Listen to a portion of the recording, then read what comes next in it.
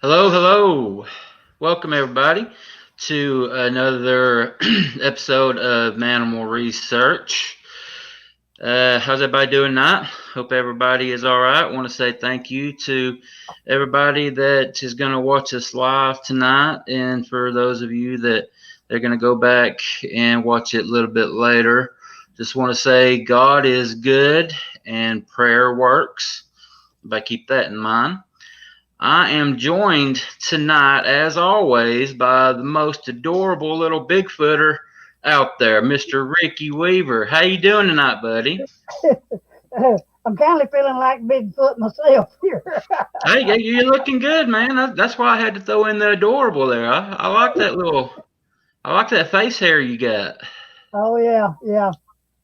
Yeah, I good don't deal. know whether I like it that well or not.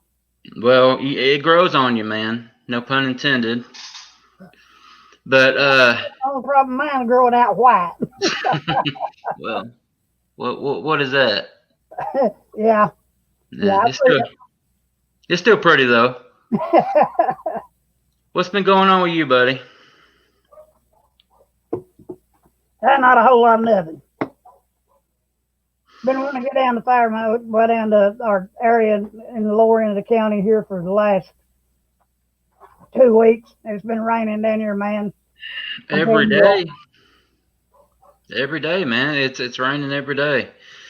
Uh, I'm actually in the morning gonna go up to Prentice Cooper. Me and one of my boys and my daughter. We're gonna go for a hike, and anytime I go out in the woods, I have other motives. So I'll have my eye out, and maybe I'll see something that get on camera and bring back to everybody. But yeah, that's my plans. And How's the weather been up there? I mean, has it been rain. raining every day? Yeah, been raining. It rained today. Got 20% chance tomorrow. But I'm not gonna let that stop me. Man, We're gonna it's get been so out. bad down here. I seen the ducks running around with umbrellas this morning. That's bad, ain't it, buddy? Yeah, it is. Yeah. All right, guys, we are so very excited about tonight's guest. We have been pushing this guy for a long time. Mr. Daryl Owen is going to come on, and like he said himself, he's gonna drop 27 years worth of Bigfoot on us, and we're honored that he's chosen our show to do that. Daryl and I have actually become pretty good friends. There for a while, we were talking, on messaging on Facebook a couple times a week, but for about last week and a half or so, since he finally accepted my invitation to come on, we've been talking daily, and Daryl's a good guy. I've actually promoted his website on here. See if I can. There it is. Sure, he'll be on here talking about it just a little bit.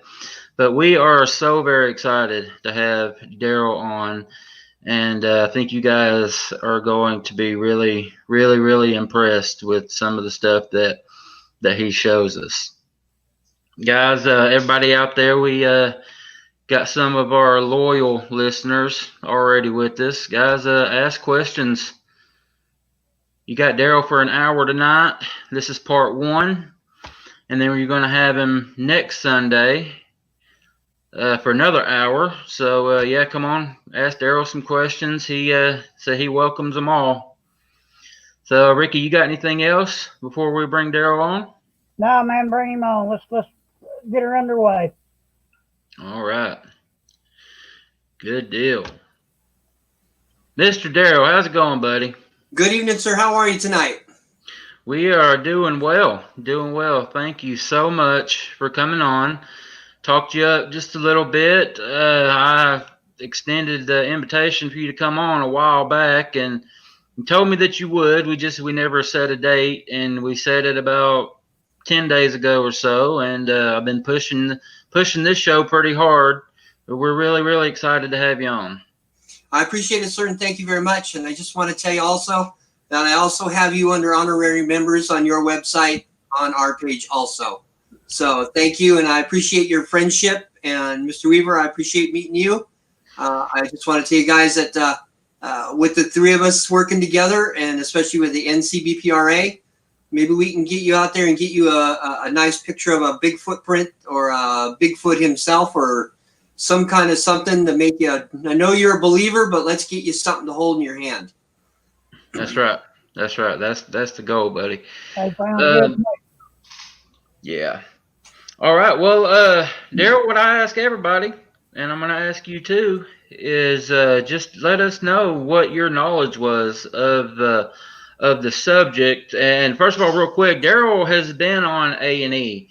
What was the show that you were on A&E? A&E's Ancient Mysteries, Bigfoot. It was narrated by Leonard Nimoy. Yeah, one of the it was your first sighting was actually shown on that show. So, yeah, you're gonna talk a little bit about that and just what was your knowledge of the subject and were you a believer? And the floor is yours, buddy. Go ahead. Well, I'll start out in 1992. I moved to a small city up in Northern California called Klamath, California. I am a military vet. I had absolutely no idea what Bigfoot was. I never even heard of it. I've heard of Loch Ness and Lake Champlain and all that because that's been around for a while, but had no idea that I was moving into a community that was very secretive and silent about what lived in the forest behind my home. We lived on about a third of an acre, give or take. We lived on a back road right at the bottom of a very forested hill. It was October 31st, and it was a Halloween day, and my son and his friend came to the house and said, Dad, there's a big hairy guy out in the bushes shaking a branch. And I thought, wow, this is going to be a good Halloween, prank from my kid. I said, okay, take me out there and show me. Got out there, crossed the creek bed. It was probably about 1,000 yards from our house. Opened up the back door, and you just look up the mountain. You could see the whole mountain. Got out there, and sure enough, right at the base of the mountain, got up in the trees, and there were footprints. And there were 34 of them in the soft mud, perfectly good prints. I mean, big prints, 16 and a half inches long, 8 inches wide, heel toe. And there was only one set. There was a set facing the trees, facing the creek bed where the boys were standing. And then there was the rest of the set was headed back up in the trees. So I went out there and I looked at them and I sort of panicked. I was not a true believer. I thought maybe it might have been somebody out there, picking mushrooms because there was a lot of mushrooms up there. And no, I didn't have any mushrooms that day. So just letting everybody know I'm drug free. So we got up there and I headed back to the house with the boys. And I took the first boy back to his dad and I knocked on the door and I told the father of the other boy, listen, the boys just saw something out in the bushes. And the man goes, really? And I said, well, they said it was a big hairy man. The guy told me, Mr. Owen, take your boys home and tell your boy it was just a bear. I said, but they're saying it wasn't a bear. And I believed my son at the time. Well, he just convinced everybody that it was a bear. He said, in this kind of community, it's best to stay quiet. Don't ruffle feathers. Don't talk about things like that because what happens is you start making problems. Well, I'm a city folk guy. I've lived in my city all my life.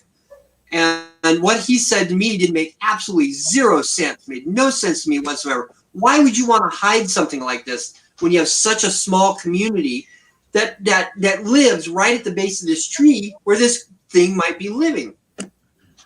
Well, I didn't see the Bigfoot, so I tried to convince my son. It was just a bear, bud. Come on, let's go home. It's okay. It's okay. I got home. We did a regular afternoon thing, but the thought of the footprints itself weighed so heavy on me that I had to do something. So I picked up the phone. I dialed the police department. Told the police department, I said, hey, look, my son just saw somebody out in the forest. It was big and hairy. And he goes, Mr. Owen, he goes, I know you're from the city. He goes, but I am not going to waste the time to send a police officer to your home to go out there and look at something that your son saw. And I said, well, what happens though? It could be dangerous. It was a hairy man. They described it as a hairy man. He goes, Mr. Owen, it's best to just be quiet living in a small community like that. I said, okay. So I didn't want to press the issue because, like it was a small community. And I'm a city folk. I'm a new guy there. I didn't want to have any problems. So I hung up the phone. And about an hour later, I saw a car pull up and another car drive by, another car drive by. And I thought, wow, this is really unusual because there's a lot of traffic going by here. Well, I went to bed. We went to bed that night, got up the next morning, got up, and there was a man parked out in front of our house in a white car. And the guy in the white car, I went out in the garage and I was cutting firewood because I was really distraught over all of this, thinking, what am I going to do? What am I going to tell people? I mean, if I'm even going to tell people. Guy parked out by my driveway in a white car, got an axe in my hand. I'm splitting wood.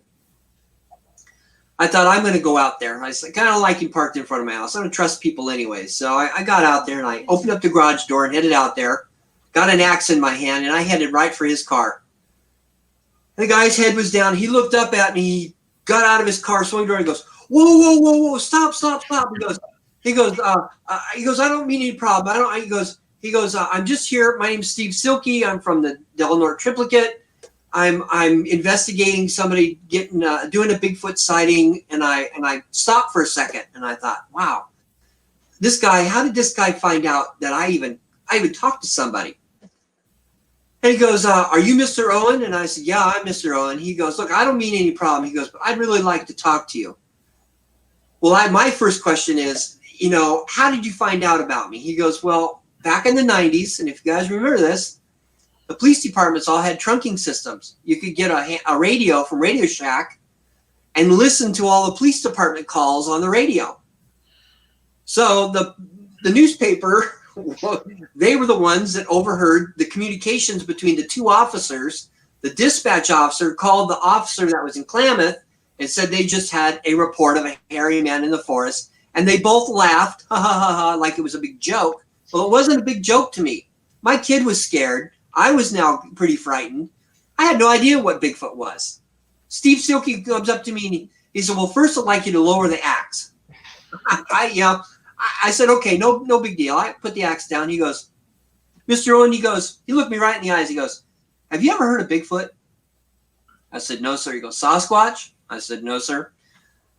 He goes, about 80 miles from here, there was a place down there. There was two gentlemen had camera watched a Bigfoot in Bluff Creek, across the stream, and they got a really nice picture of it. He goes, and you've never seen that footage? I said, no, never even heard of it. He goes, it was Bob Gimlin and Roger Patterson. And I said, I've never heard of him. I said, I don't know anything about it. He goes, I'd like to come in and talk to you about it. Well, I didn't have anything to hide, so I took him in the house. We talked for a couple hours. He said, okay. He says, so let's go out and take a look at the prints. I got him out there, and he looked at the prints, and he took pictures, and he thought to himself, I got a friend that will come out and take a look at these for you. I said, look, I've called everybody. And when I mean I've called everybody, you guys, I called everybody. I called people in Oregon. I called people in Los Angeles. I called people in San Francisco. I made the rounds. I chalked up a huge phone bill calling people just to get somebody to tell me what I'm doing and why I'm doing it. Because at that time, I am now completely petrified of what's living in the forest. I had no idea what a Bigfoot was. I'd never even seen one, didn't care. The internet wasn't like this where you could put in a word and the whole thing pulls out. Back then, you had to really search or go to a library or something. So he said, I have a friend that lives in Willow Creek. His name is Al Hodgson. I said, okay. He goes, I'll have Al come up and take a look at the footprints. He goes, but I want to know if I could run your story on the front page of the newspaper. I said, no. I said, not now. I said, I'm in enough trouble with my neighbors as it is. So he said, okay, no problem. We did the whole thing. He called Al, and Al told Steve Silky that he would come up the next day. So that night, it was kind of one of those things where you kind of felt like an I Spy. You're peeking through the curtains to see what your neighbors were looking at. Well, ended up, Al Hodgson showed up, and he asked me if I'd ever casted prints. He went out, I took him out. I said, I have no idea. He asked me, he goes, you ever seen a Bigfoot? I said, nope. He goes, they're about a 7 or 8 foot tall bipedal gorilla looking person. It's just a big hairy monster, basically what he said. Now, Al Hodgson was a very polite, gentle man. He was a good man. He's passed away, but they have a nice memorial for him at Willow Creek in California. They have a real nice, and I did donate one of his original footprints that he helped me cast to that museum in 2018. So I took him up in the hillside. I showed him the prints, and he looked up and he goes, "You boys got yourself a Bigfoot." And he goes, "Mr. Owen," he goes, "You ever casted prints?" I said, "Nope." And he goes, "Run down the back of my car, and here's my keys, and bring me up that box of goodies." So I ran back down there, and it ended up being boxes and boxes of plaster Paris and 5 gallons of water and Aquanet hairspray and all kinds of little goodies. So we casted all of the prints. Now, I'm going to show you one of the prints. This is an absolute original print that I have sitting here with me that Al Hodgson casted with me. That day. That day. We casted it that day. Now, remind you now, I have not seen anything that looked hairy, big, anything like that. So I'm just going off of a footprint. So I'm thinking this got to be a bear or a big joke. This has got to be a big joke. So here is a footprint. Let me make sure I get it up here high enough where you can see it. There we go. There is one of the footprints. And this is my hand. Now, this is the footprint that I carry in my truck that I can show people because this is the one I allow people to take a picture with. And if you look on the back right here, it's got my initials. It says D.O. right here, D.O. This is my logo. It's just a wheel, a ship's wheel. And right down here, it's marked October of 92, print number 17. So I mark all the back of my prints so I know that this is my print and it's an original print and it came out at that day, date, and time at that time.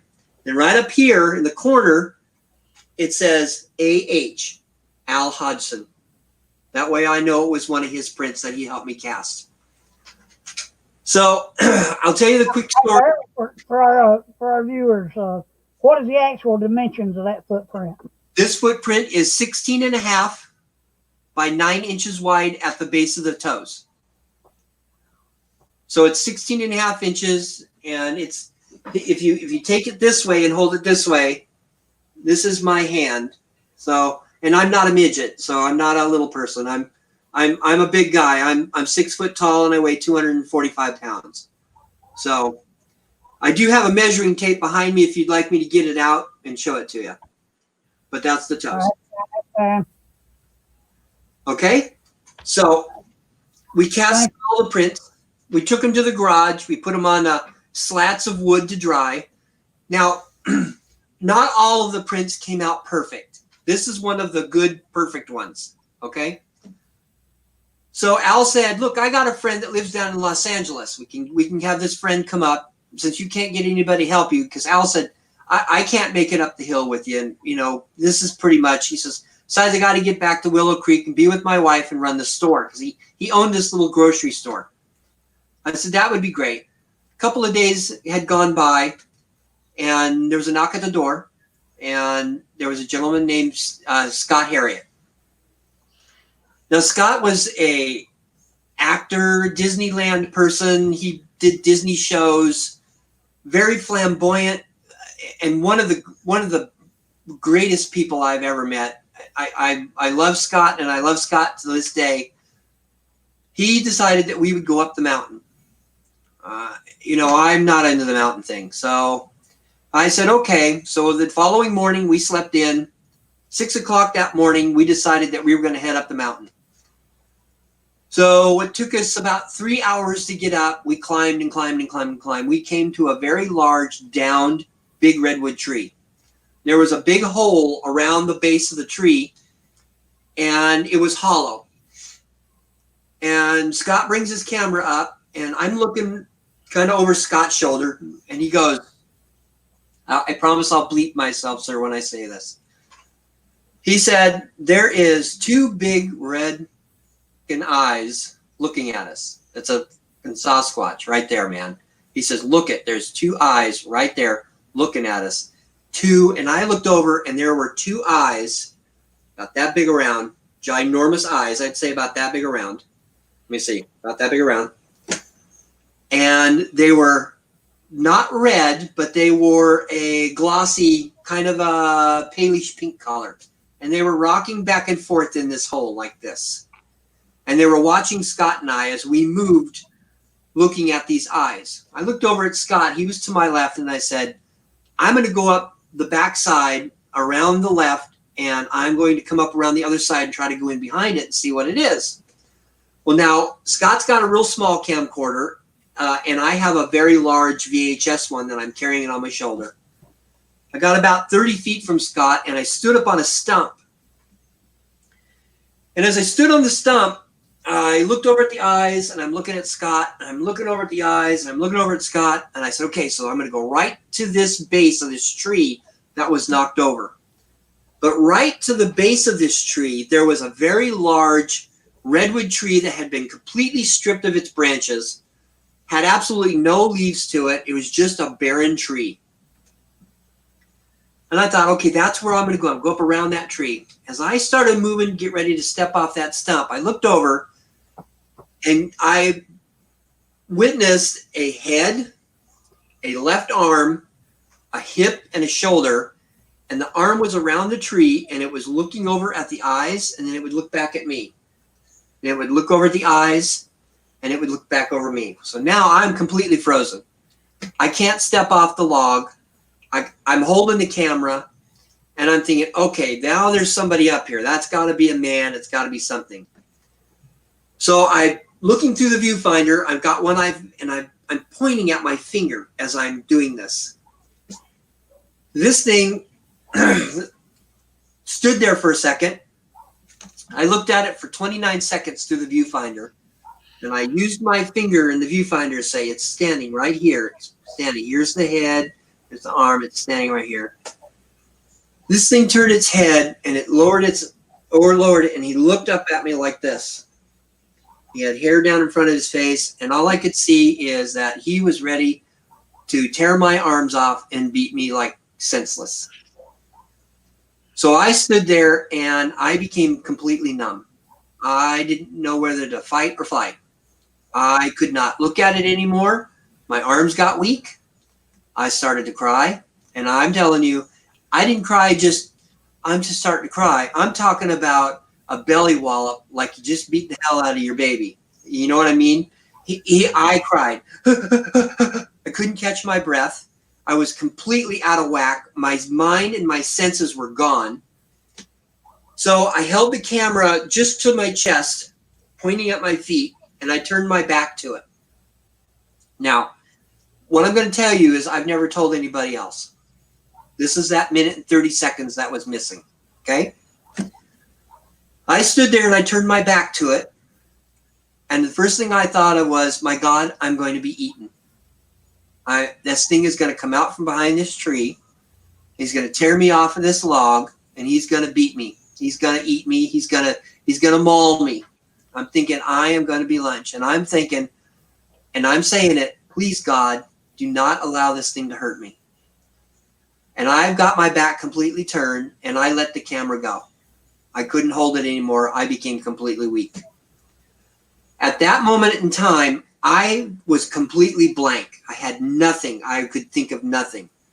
I wasn't thinking of anything. I was just knowing that I was about to become a victim of some kind of monster living in the woods. Then I felt a hand. Now we're talking about a minute in there. I felt something grab me and pull me off of the log, and I hit the ground. Boom. And I laid there, and I'm thinking, okay, now here it goes. So I've got the camcorder still running. Whatever's going to eat me or whatever's going to get me is going to videotape. I'm going to videotape. So I stood there, I laid there, and I finally got to the point where I was waking up. I was becoming coherent again. And I looked up, and Scott is standing over me going, Come on, buddy, what happened? You got to get on your feet. Let's go. Come on, we got to go. We got to go. Come on, let's go. I don't know what you saw, but whatever it was, we got to get out of here. So he helped me up. I grabbed the camcorder and I looked down, and I had urinated my pants. All the way from my belt, I was soaked. I was soaked bad. So it scared me. What took us 3 hours to go up the mountain took us 20 minutes to get down. So we had tore our pants. Our shirts were all ripped up. We were bloody from our hands and our legs. Our knees were bloody. Our butts had thorns in them. We didn't stop. We went all the way down the hill. Got down the bottom of the hill. We reviewed the tapes. Scott said, "Oh my God, you saw something. This is the real thing, right?" And he's going, "Let's go in. I'm going to make some phone calls." I said, "Okay." So he made some phone calls. Al showed back up. We showed Al the show and the videotapes, and he goes, "Yeah." He goes, "You guys saw the real thing." He goes, "It's not plain to everybody. Not everybody's going to see it, but you definitely saw something that looked like that." Now, I want to say something. Oh, now that I'm 56 years old now, and I've watched this probably a million times. And I don't want this to sound really strange, but somehow or another, the creature that I saw was beige in color. It wasn't brown. It wasn't black. It was a beige, like a cup of coffee with cream in it. You know, it was that beige color kind of look. And it didn't act like it wanted to hurt me. It just had that. It's like a telepathic kind of get away from me. Don't come up here. It was almost, and I got to say it this way. It was almost spiritual. It was like seeing something that you'd never seen before, and you just want to get on your hands and knees and go, "Oh my God." You're looking at something that you can't believe you're looking at. But it was almost like it had just told me to turn around, stop looking at me. I was scared. Al showed up. We showed him the videotape. He goes, "Yep." He goes, "That's what you get." Scott says, "I'm going to make some phone calls." I said, "Okay." So he makes some phone calls. Well, 2 days later, I get a knock on the door, and it's A&E's Ancient Mysteries. They want to film. Okay, so I gave him the videotape. They copied it. Scott gave him his videotape. They copied it. They took it back to a company called Fleet Street. Now, I don't know if the company's still in business or not, but they did pixel enhancement on the videotape, and they proved that the tape was not a hoax. It was not I don't know the other word. Sorry. They just proved that it wasn't a hoax, that we saw something strange in the forest. They called me about 2 or 3 hours later and said, "Hey, Mr. Owen, we would like to put your stuff on TV." I said, "Sure, why not? I mean, everybody's going to know who I am anyways because I've got camera crews up here." So, make a long story short, I made the TV, and I made the crying part, where I'm crying on camera, has now become a laughingstock for my so-called haters, my humiliators, my harassment makers, which, you know what? I don't care. I know what I saw. I saw a 7 or 8 foot tall, beige, hairy-looking man, a gorilla, standing there staring at me, and over to the left side of me was 2 gigantic red eyes, which I would probably assume was a female that was protecting her baby.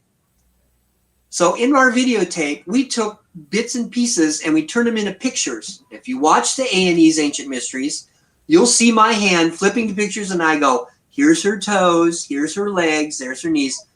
Her pictures was right there. Her legs, her knees, and all that's there. So, moving on. I asked Al, I said, "How are we supposed to prove that this thing is going to be for real?" And Al says, "Have you ever made a bait trap?" I said, "I don't even know what that is." He goes, "Okay." He goes, "Look," he said, "we're going to go out in the creek bed, and we're going to dig up, we're going to put some sand in some bags, and we're going to go up the hill." He goes, "I'm going to show you how to do a bait trap." We took a pole digger. Now, I don't know I don't know if you guys remember, but remember the old post digger that had the clamp on it that has the 2 sticks? And you slam it on, you scoop it up. Okay, so we post hole digger. Post hole digger. Thank you, sir. Sorry, post hole digger. So we took it out there with us. We dug a 3-foot hole. We dumped 4 burlap bags of sand around the hole, and a lot of it.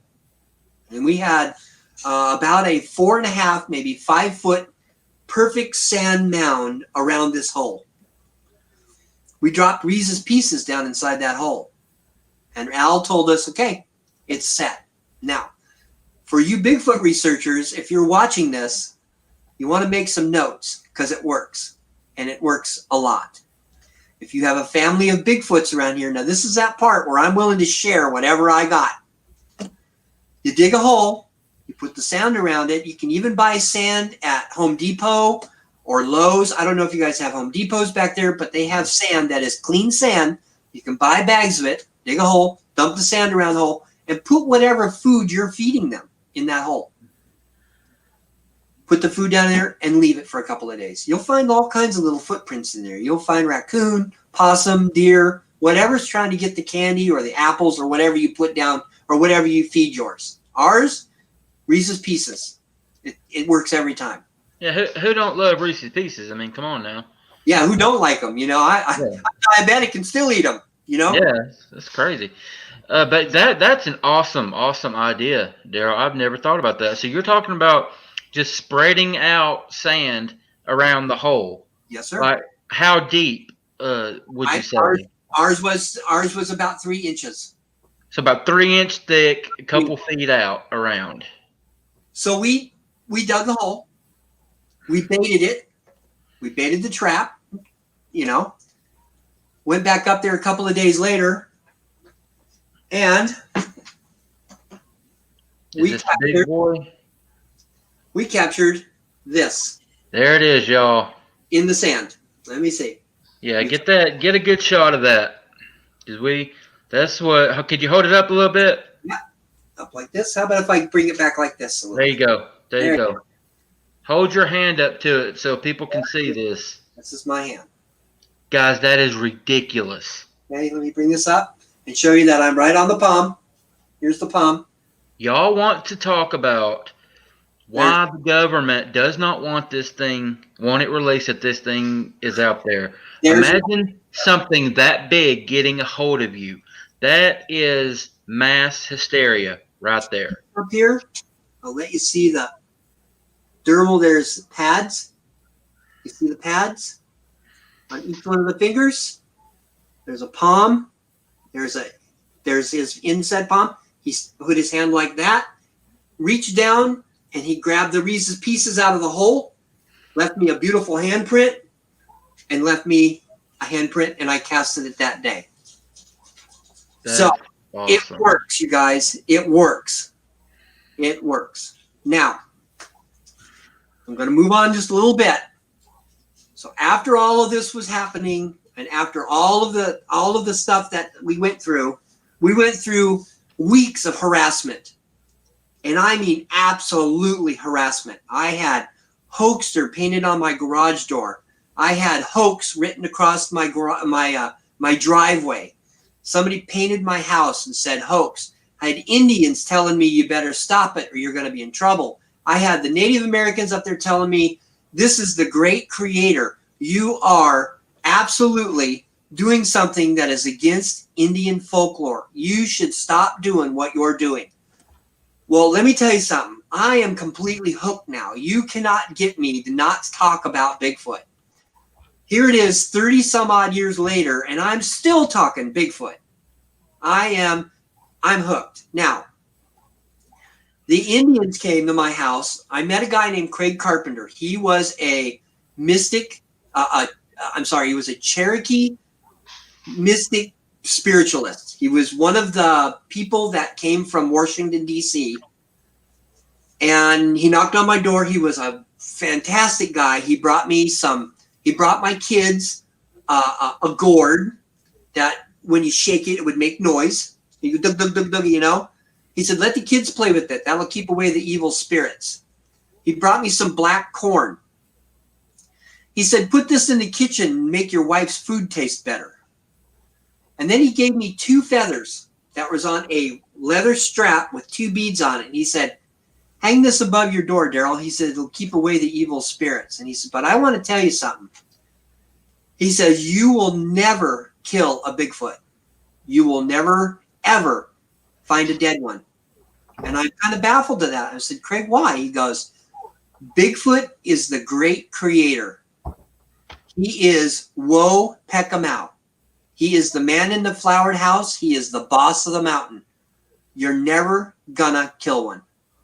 He said, you can shoot one. He says, the blood will peter out. You might find a footprint. He said, but you're never gonna get one. So I kind of, I got to kind of believe him here. I've been doing this a long time now. So let me just kind of wrap this story up quick, and then we'll move on to that next one. Over the next couple of weeks, the owner of, we were buying the home. The company that we were buying the house from, they went belly up on their taxes. We ended up having to move. My wife, my ex-wife and I got divorced, all because of Bigfoot, because she didn't want any part of it. She went her way, I went mine. Now, I want to tell you that my problem was that I didn't want to be known anymore. I disappeared. I actually fell off the map. I didn't do any kind of Bigfoot stuff whatsoever. I stayed in the military till 2014. Decided I would just not tell anybody who I was. I met my new wife. I told her who I was. She watched the A&E's Ancient Mysteries and a lot of questions. There was a lot of people, and she goes, what you need to do is get back into this and start telling your stories again. So that's why I'm here today. I am willing to tell my story. So my footprints and my handprints are all documented. They are documented not only from places that are around here, but I've had DNA done on hair that has been found. And I have a little bucket right here, and I will get into the hair and all of that next week. I have lots of and this was taken in the mountains on March 1st, 2020, this month. Wow. And the hairs are 6.5 feet up off the ground. They are brown and gray. But here's the deal. I'm sure everybody knows who Melba Ketchum is. I'm sure everybody knows who Jeff Meldrum is. I have a whole list of people right here that I could read off their names, like John Bendernagel, Bob Dimlin, Roger Patterson, Grover Krantz, Melba Ketchum, Peter Byrne, David Pilates, Missing 411. Now look, you notice I didn't mention the other one that lives in Idaho. You guys, when you get a footprint, and I know there's a lot of Bigfooters out there that like to make duplicates of their casts. Don't ever, ever give your casts, your original casts, to anybody. I will tell you why. Because they're going to take your cast that you took out of the ground, and they're going to scrutinize it, and they're going to tell you you're full of crap, you made it, you're this, you're that. You want to know why? Because they are under government suppression orders to calm you down. I have letters in my possession that talks about if you say anything, if you do anything, if you say our name, if you say anything about us, where you did it, how you did it, we are going to defraud you. We are going to get you under tax evasion. We are going to follow you everywhere you go. They are going to give us tickets, and my truck stands out. This is something that you got to take. The government does not want you to know about Bigfoot. There's How many gag orders? How many gag orders are you under right now, Daryl? Of 4 suppression orders and maybe 6 if it was worded correctly. My 5th and 6th one are just reflections back to the first 4. So it says, please follow the rules and regulations to this person. So it happens. The government is involved. The government is involved. Now think of the 3 things today that you can think of on TV that are on TV. Paranormal, UFO, and Bigfoot, right? Mm-hmm. So, Bigfoot. There are lots of Bigfoot shows. There was Finding Bigfoot. There was the Bigfoot Hunters. You know, Bigfoot Hunters, a bunch of arrogant men out there screaming and hollering, doing town hall meetings, yelling at their guests that are in the audience. Don't do that. Those people are there to hear you and tell you their story. Don't treat them bad. Those people are there to listen and learn. It's education. Would you rather have them sitting in front of a TV set? And I'm not a big person for sitting on your piney watching these TV shows. And I've made that real simple and clear in my posts, my Facebook posts. I don't believe in it. I believe if you're a researcher, you need to go out and put your boots on the ground and get away from the TV sets. The TV sets and these shows, they pollute you. They plant evidence. They want you to think, oh my God, we found something. We're out there doing whoop, you know, and you got a guy on the other side. You got another guy on the other side listening to a howl. Could be a cameraman off in the distance. You guys, do you see the question from Mr. Matt there? Suppression orders through a court. Yes, it is through a court. It is through a court. Okay. It's through the county. Yes, it's through a court, and it's through 3 different counties within the state of California. So, stay away from the TV shows. As much as I don't watch Bigfoot shows. I'm just not into they just don't do it right. As researchers, we all should know what our job is when we go out there. And once again, when they say, well, we're experts. No, you are not an expert. I am not an expert, and I've been doing it for years. You're not an expert. Mr. Weaver, you're not an expert. And you want to know why? Because you don't have one. You don't have one in a cage. You can't go, oh, here's Bobby Joe, and it's eating a banana today. Tomorrow I'm going to give it a carrot.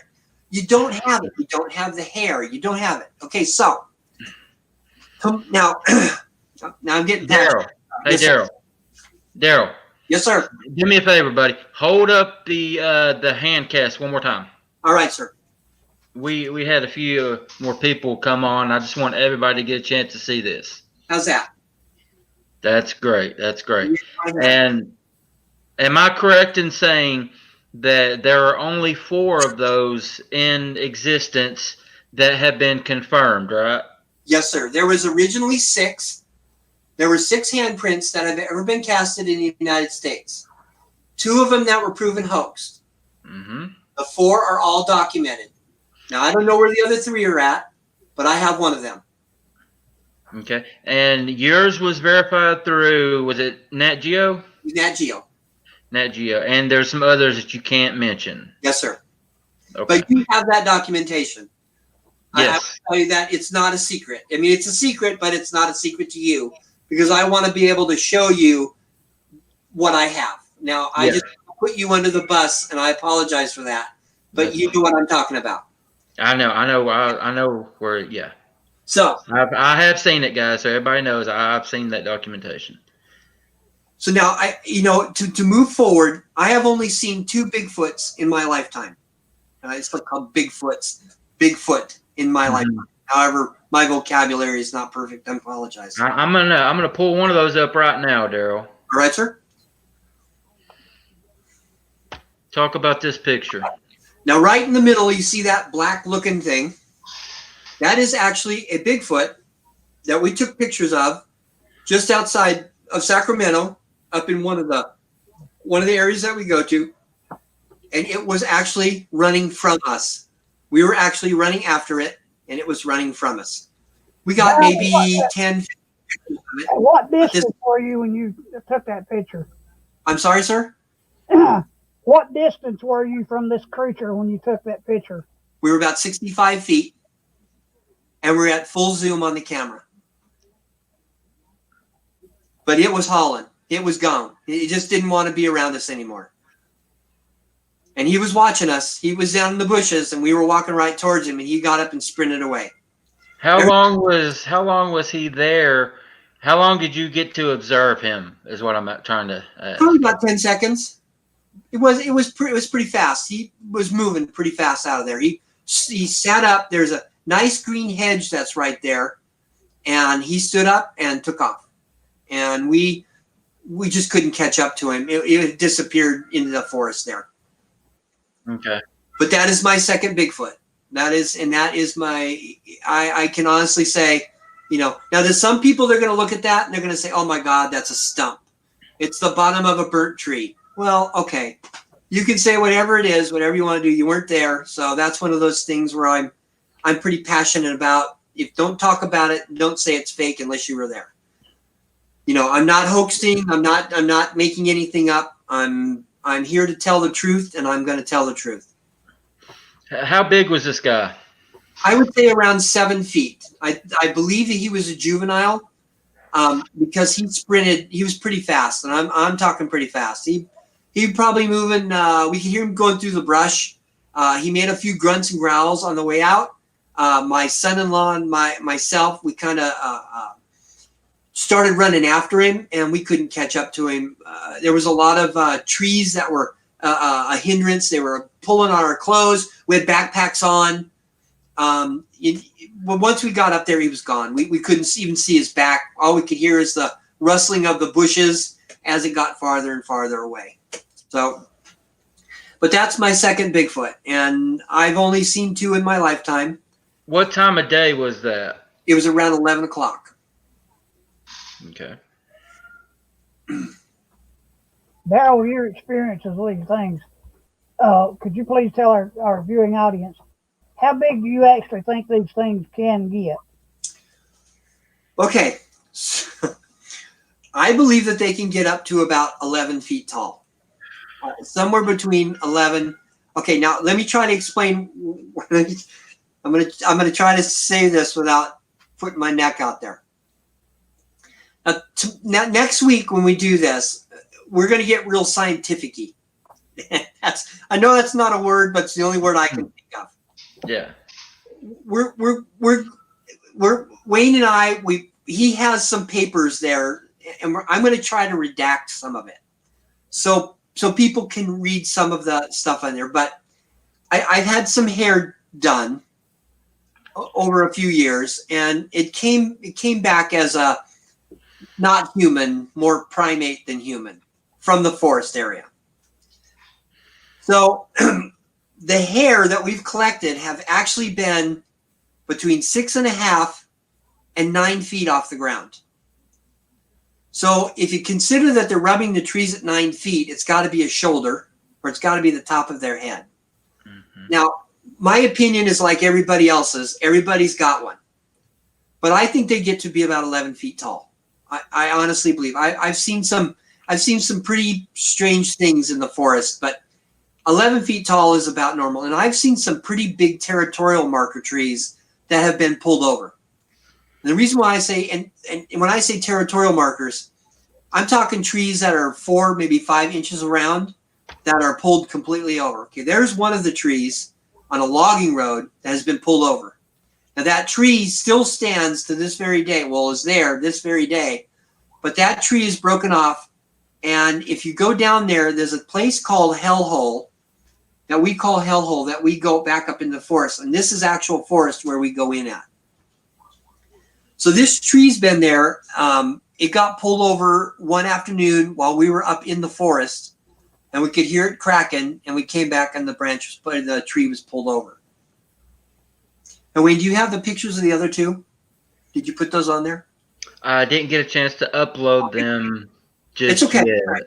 Now Wayne has another picture of some trees. My wife and I went up, and we were doing an investigation, and it was becoming nightfall, and it was kind of eerie. But we went up inside this trail.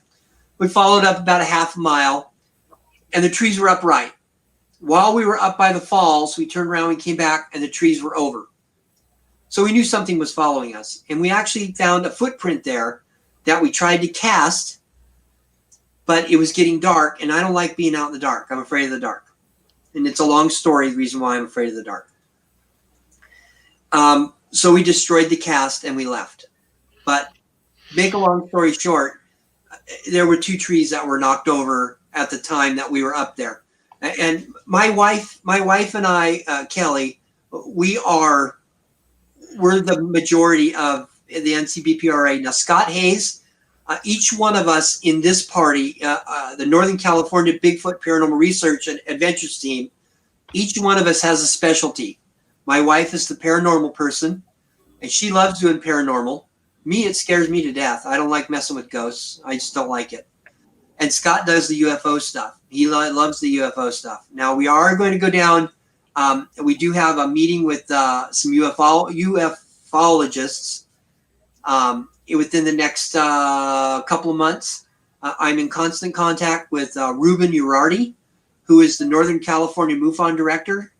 And I also am friends with a young lady up here that takes care of the Dogman sightings up here. She takes care of a lot of that stuff, the UFO or the Dogman stuff up here. I have gotten a strange picture of a Dogman, and I sent it to her because I needed her help because I didn't know what it was. She analyzed it, she looked at it, and she said, this looks really good. So, there's things that live in the forest, everybody, that you just don't know what it is. And there's not just Bigfoot. There's things out there. I can't tell you enough what we're as Bigfoot researchers. If you're raising kids and you're a Bigfoot researcher, don't let them watch these TV shows. As much as I love watching, the paranormal stuff, things like that. But like I said, there's three things that are on TV right now. The government will interfere with you with Bigfoot. The government will interfere with you with they won't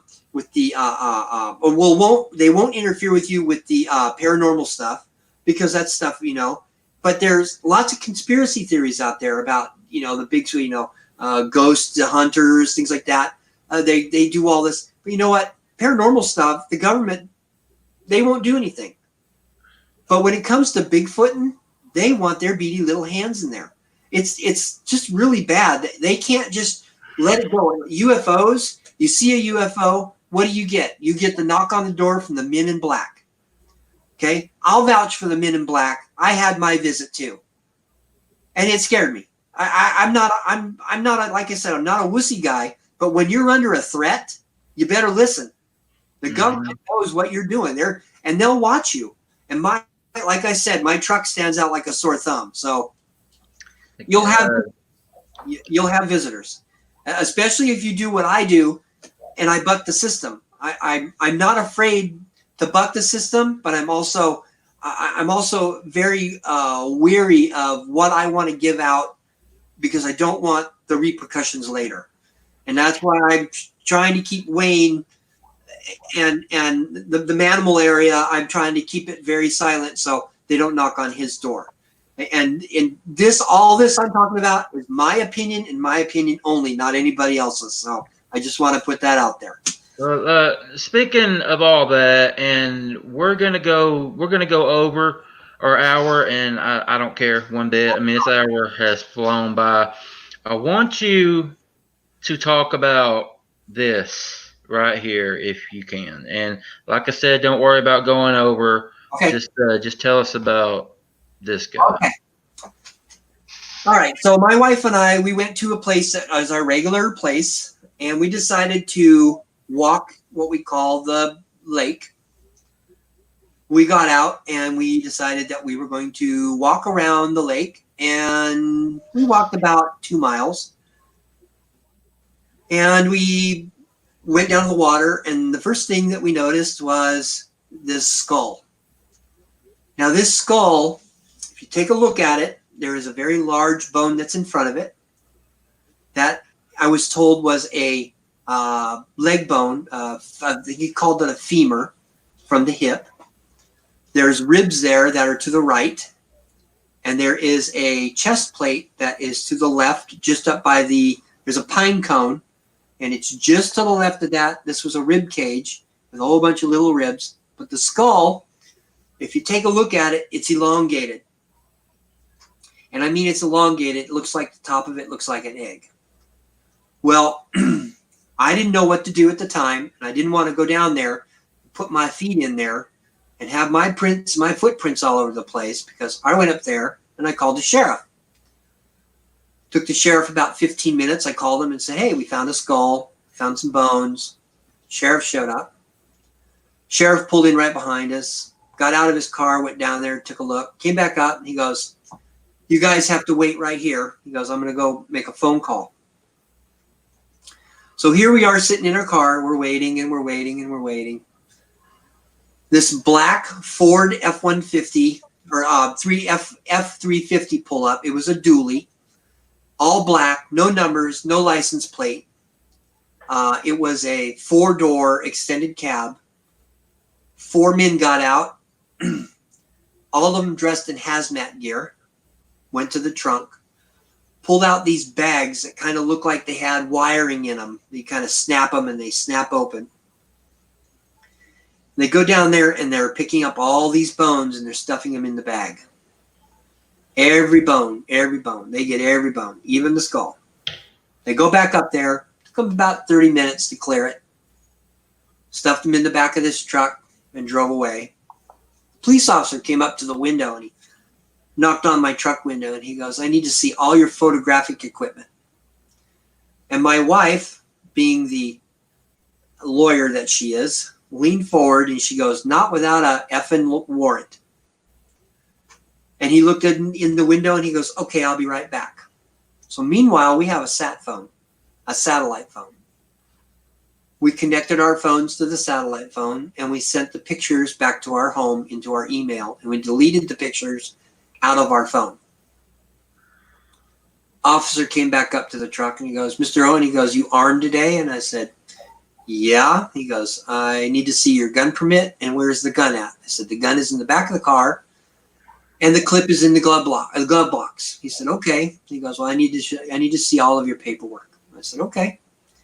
So I gave it to him. I showed it to him. He went back. He ran all kinds of our driver's license. He looked through our phone, blah, blah, blah.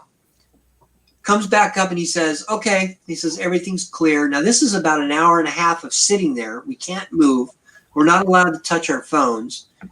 They're watching us. I mean, like we're the hawks. They are. They're not allowing us to move. I can't even get out to go to the bathroom when I had to go to the bathroom. He comes back when he gives us all the phones and stuff. He goes, "Okay." He goes, "You guys have to leave now." And I said, "We're not leaving here. This is where our investigation is." He goes, "Mr. Owen," he goes, "I'm detaining you right now. How would you like me to throw you in jail?" I said, "Well," I said, "I'm not sure how I feel about that." And I said, "But this is our investigation." He goes, "Listen," he goes, "Leave now. Do not stay in this forested area right here." I said, "Okay." So I turned the ignition on. I didn't even turn the car on. I just put the ignition on. I put my foot on the brake. I put the car in neutral, and I rolled down the hill. I got down about 100 yards from where it was at. Kelly and I put the truck in park, got out, strapped our backpacks on, started walking out in the forest, and it wasn't 10 minutes. And what happens? Do. We look up, and there's a helicopter above us.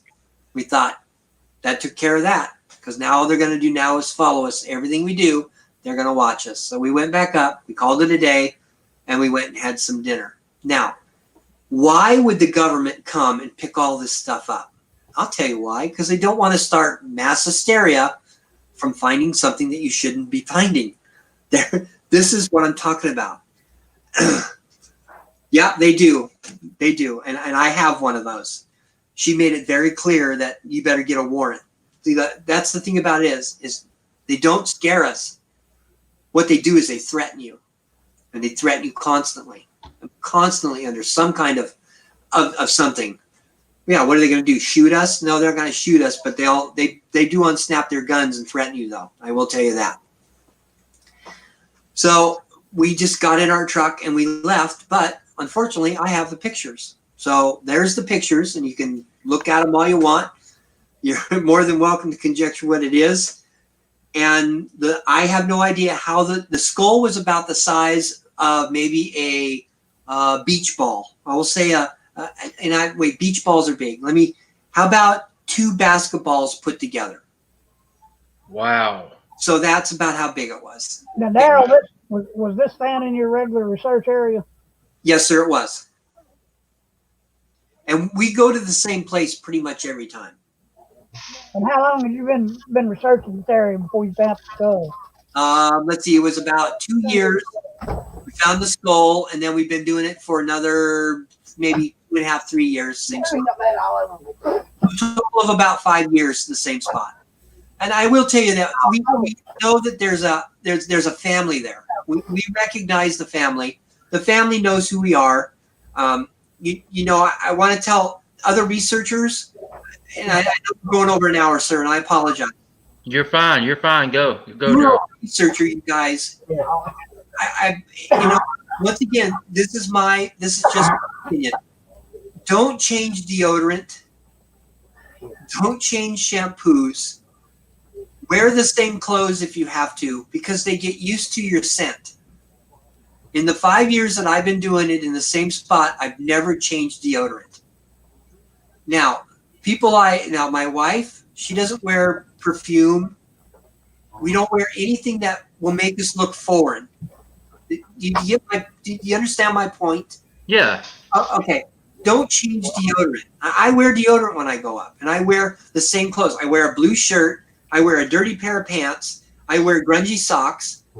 You know, I wear the same clothes. These things are very much afraid of you. They're not going to hurt you. I don't even. And I'll be honest with you. In my opinion, I think they're kind of spiritual. When you see one footprint in the snow, where's it going to go if there's no trees around it? Yet, I can walk in the snow and turn around and follow my prints back out all the way back to my truck. And I just sent Wayne, I sent you 2 footprints today of snow prints. I think I sent those to you, right?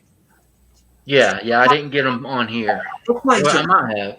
And I have a third one in my phone right now from the March 1st one, which I think is a bear. It's a bear print, you know, but there's one. Now, somebody told me that, and that's about 14.5 inches long. Sorry, I didn't have anything to measure it with. It was kind of this was a report from the one of the Department of Transportation guys, and said that he had seen something cross the road. We went up there, and this is what we found. Now, that is got 5 toes, and that's not a bear print. But if you look, it looks like they stepped into it, and the toes slid into the snow. Mm-hmm. So it's about 14 inches long. Yeah. Now, my other one that I sent has one of those little mini walkie-talkies next to it. It was about 18 inches long, and there was one print. One single lonely print. Now, is Bigfoot interdimensional? Is Bigfoot an alien being? Is Bigfoot... Now, see, this is where that craziness comes in. People think you're crazy when you start talking about this stuff, because I'm not crazy. I don't understand how we haven't found one, how somebody hasn't. We have all these TV shows. We have people out in the forest. There's 10,000 Bigfoot researchers right now out looking for this thing. And what do we get? Blurry pictures. We get a single footprint in the mud. We get some hair that costs so dang much. You got to put, I almost cussed, I'm sorry. Hair that costs so much to have it DNA tested that you've got to put your home in a second mortgage. They send it off to a lab. They say, oh, yeah, we got the real thing. It's a DNA match with a Gigantopithecus blackie, a 10,000-year-old primate that hasn't existed in this time. Yet, you get a knock on the door from the guy in black and said, here's your gag order. You say anything about it or send this to the media, and he says, I will put handcuffs on you so long. He said, you go to the bottom of a barrel. He says, we'll put you away forever. Why? Why? Well, now I know why. I know why. Yeah. Mass hysteria. Just like this thing that's going right now with the coronavirus. I live in California. I can't even find a roll of toilet paper. Okay? I don't know what it's like back east. I don't know. Same. Okay, well, what do we, why the coronavirus? Okay, I've had 2 heart attacks, a quadruple bypass surgery. I'm diabetic. I have an immune deficiency, and it still doesn't scare me to go out in public places because I remember the H1N1 disease and the swine flu. It's government conspiracy to get you riled up, to scare the hell out of you. I'm sorry, I had to cuss again. So I'm so sorry. You're good. You're good, man. You're not dropping F-bombs, so you're good. I'm not going to. I won't drop those F-bombs. Mm-hmm. This is the kind of government that we have that wants to scare you. And Bigfoot and UFOs is exactly the same. Don't go to Area 51. So what do? They take all the UFOs from Area 51 and they move it to Area 52 in Utah. Bill Clinton comes out, oh yeah, well, we've got all kinds of things in Area 51. You know, we're going to declassify it all. Where the hell is it? Where is it? No. We're going to take everything from Area 51 and take it to Area 52 and make that one so tight that you can't even shoot a rubber band across the fence without waking up the whole government. This is what I'm talking about with Bigfoot. Bigfoot is exactly the same thing. They want you not to be able to tell the truth, to allow if you were to go forward and say, oh my God, I got a body. Here's a body. Okay, now who would you call first if you found a body? I'll tell you my first two people because they've all been ridiculed and harassed. My first one would be Josh Gates. Everybody knows who Josh Gates is? Expedition Unknown, Expedition X, Destination Truth. He brought back a footprint from Nepal with hair, took the hair to Melba Ketchum, who is in Texas. She did a DNA study on the hair, said it was an unknown, a bipedal unknown, and the government stepped in and said, oh no, that's human hair. They humiliated that poor lady. And at the same time, they told Josh's one single lonely print. One single lonely print. Oh no, you had to have created this. Pop, there goes your bubble. Because now they're looking at you like you're a hoaxer. That's how people look at me. That's how people, they're little snippets and they're, oh my God, you created this. Oh my God, you can't talk about this. No, you can't. Imagine the repercussion that's going to happen to these people like Josh Gates or Melba Ketchum. Melba Ketchum has been ran through the ringer. She would be my second person. If I ever found a dead Bigfoot, it would be Josh Gates and Melba Ketchum. And you want to tell me why? I'll tell you why. I wouldn't call Jeff Meldrum. First of all, Jeff Meldrum has a whole office full of Bigfoot prints and casts. You know why? Because people make them of their original casts and send them to him. He doesn't have his own. They're ours. Then he uses them and he ridicules them. Oh, this looks like a wood print. This is fake. This doesn't look real. Oh, that one has too much sand on it. This is 26 years old. Oh, it doesn't last that long. Bull crap. I talked to Cliff Barackman. I texted him one time and I talked to Cliff Barackman. And I asked him, I said, how do I get the dirt off of my footprint? Because I didn't know. He goes, Mr. Owen, he goes, and now Cliff Barackman was part of the Finding Bigfoot. I didn't watch it. I'm not into those TV shows, but I needed somebody to tell me how to clean off a print. He goes, Mr. Owen, is it dry? I said, yeah. He goes, take a hose to it, wash the dirt off of it. I even offered to send him a cast because at one point in time, I was going to make a rubber cast molding of the handprint, and I was going to send it to him. But he said, no, don't do that. He said, because it will, okay, this is a hard word for me. It's going to degrade the value of the original cast. He goes, next time, sometime when I'm down in California, I'll give you a call and you can just bring it to me and show it to me. So Cliff Barackman is a good guy. I like Cliff Barackman. I don't have anything against the man. Lorne Coleman. Now you want to talk about Lorne Coleman. He has a museum he's got the Cryptozoology Museum in Maine. Now he has footprints and casts and he got all kinds of cryptid stuff in there, Loch Ness and stuff. That's another nice guy. He will talk to you. I talked to him. I've texted him. I've written him letters. That's a good guy. And I trust these guys. I trust these guys only because they're not out to do something for themselves. Both large posters. Oh no, see? Okay, now the Scottish Wildman, I'm sure everybody can see that. Here's the deal with selling stuff. Number one is I will never sell my originals anything. I'm not in this to make money. See, I will show you what I sell to make money. Here's what I sell right here.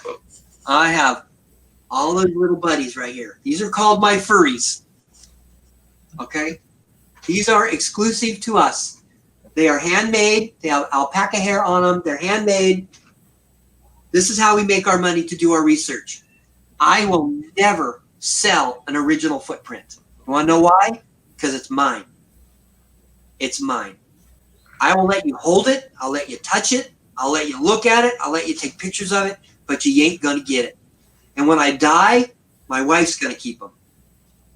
So I can't sell anything. I will not sell anything. I am so strongly attached to my handprint that I leave it in a bank. I put it in a bank under lock and key. I put a lock on the box and put it in the bank because I don't want somebody to break into my home.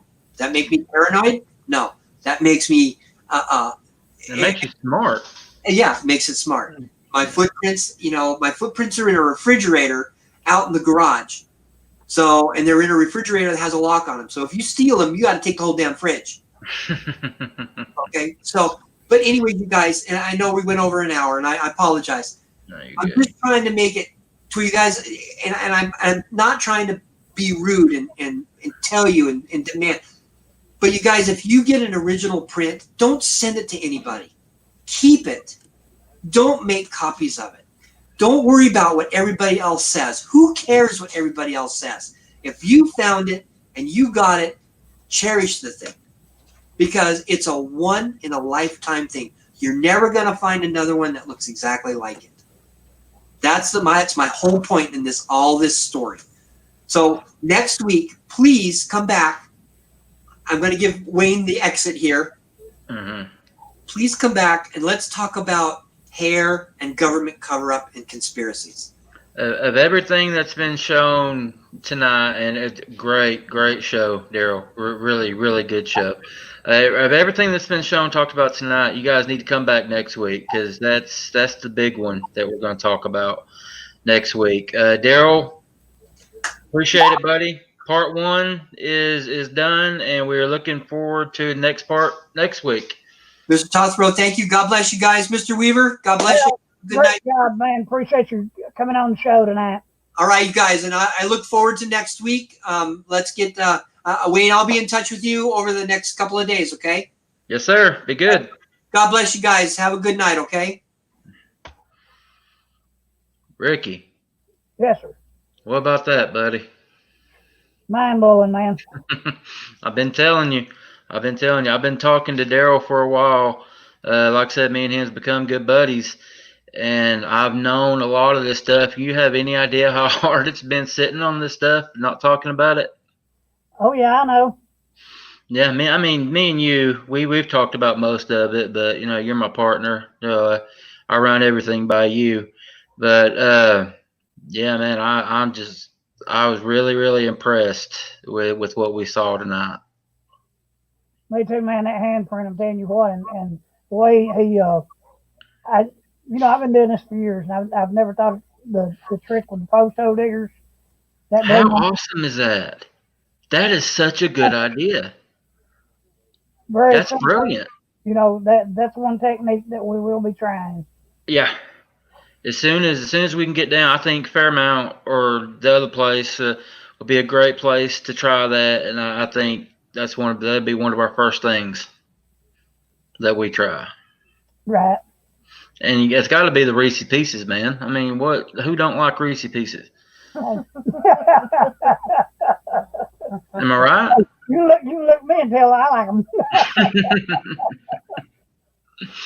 All right. Once again, guys, everybody that hung in, great participation from the audience tonight. We appreciate that, guys. Come back next Sunday. And, keep it up, ask them some more questions. And I was serious about what I said about what's going to be talked about next week. That's going to be the big one, guys. Again, let me reiterate that, hey, y'all saw that handprint. I saw it. Y'all saw it. Just imagine running up on a creature out in the wild with a handprint that size. Can you imagine in your wildest dreams what a creature like that could do to you? So hey guys, if you run up on this thing while you're out in the wilderness, if you open your back door one night and he's standing on the back porch, hey man, give him the deed to the house and move out. This sucker is big enough; he's gonna hurt you. That's right.